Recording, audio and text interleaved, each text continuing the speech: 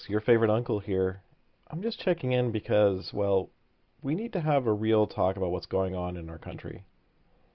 I mean, you know me, usually I'm the one telling bad dad jokes at the family dinners, but today I'm going to switch gears a little bit and I'm going to talk about some of the things I'm seeing that are going on right now that have me very concerned.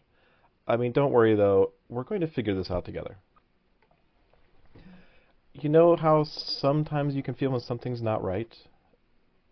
Even if you can't quite put your finger on it. And I know that today there's a lot to put our fingers on. That's what's happening in our democracy right now. If you look at what happened in Hungary just a few years ago, and I know, stick with me here, it seems a bit far away and maybe a little bit back in time, but it's actually the perfect example. They didn't lose their democracy overnight or in some dramatic revolution. It was a chipping away a piece by piece, it's like a slow leak in a tire. There were small changes here and there, some big ones, but mostly like a pile of small changes. Not one of which really seemed to be the big thing that destroyed everything. But as each one added up, and each one seemed kind of minor on its own, one day the people of Hungary woke up and realized that they couldn't steer their country anymore. It wasn't theirs anymore. And that's what I'm seeing here. Now, let me break it down a little bit to tell you about what I'm seeing here, what has my spidey sense tingling. But don't worry, this isn't just a gloom and doom talk. We've got plenty of people out here on YouTube, on other social media, the crazy memes, like how desperate and dire everything is.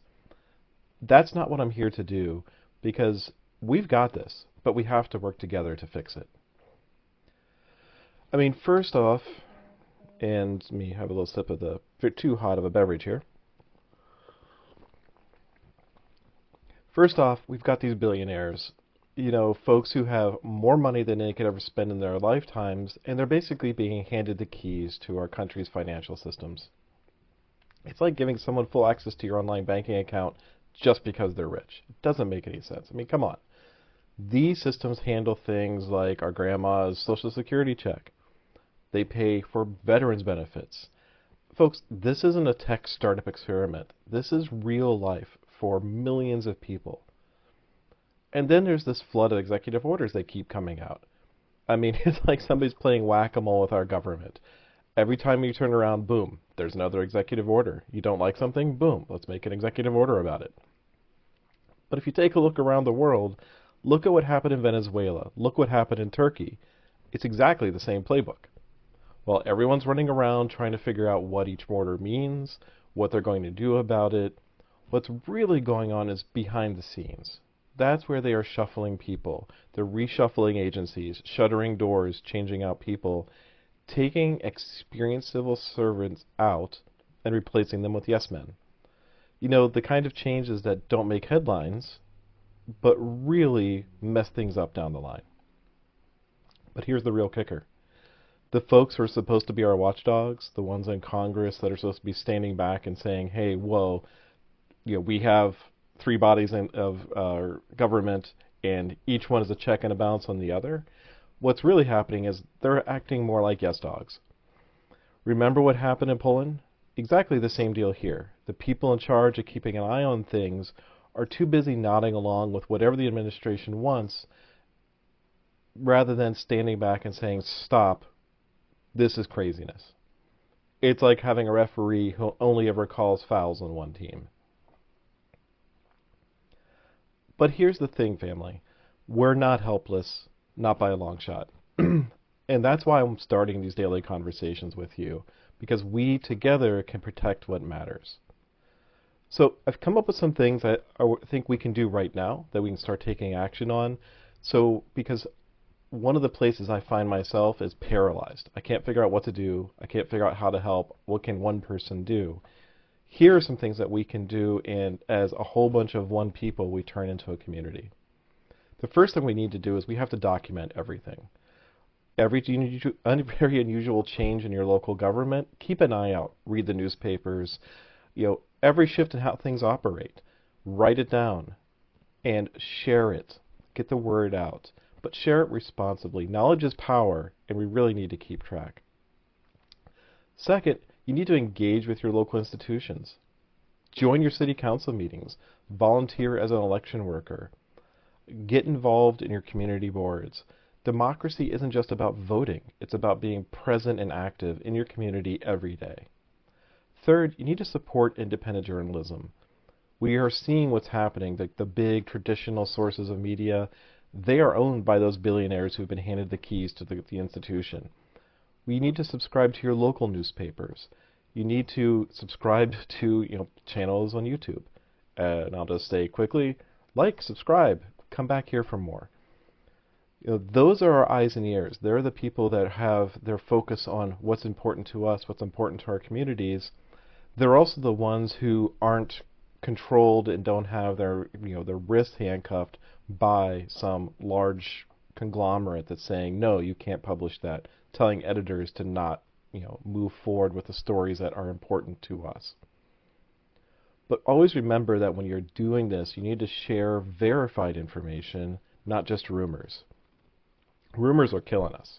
I mean, although they are getting clicks and they're doing great things for social media, again, those same channels of social media, those same channels of the big newspapers, all of those things are today at risk. So before you share something, verify it. Look it up. Talk to people. Make sure it's true. Fourth, we need to build a community network. Meet your neighbors. Know your neighbors. Start community groups. Create local support systems. Work together. Strong communities are really hard to manipulate. That's why all the messaging you see coming out today, especially from those that are trying to control us, those messaging is about dividing us, about breaking us up, about turning us against each other, defining who social groups are for us, rather than letting us establish our own communities that they can't control. Fifth, you need to use your economic power wisely. You need to support local businesses that align with our democratic values. Move your money to local banks. Get it out of the large institutions. Move it to local banks, local credit unions. Those are the ones that support us. Those are the ones that support and serve our local community. Remember, this isn't about left or right. This is about protecting the rules of the game itself.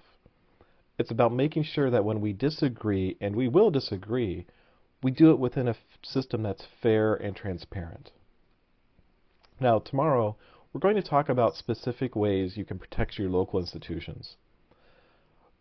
The day after that, we'll probably talk about how to identify and counter disinformation. And every day, we'll build on what we know and what we can do. Now, before I go, I want you to remember something.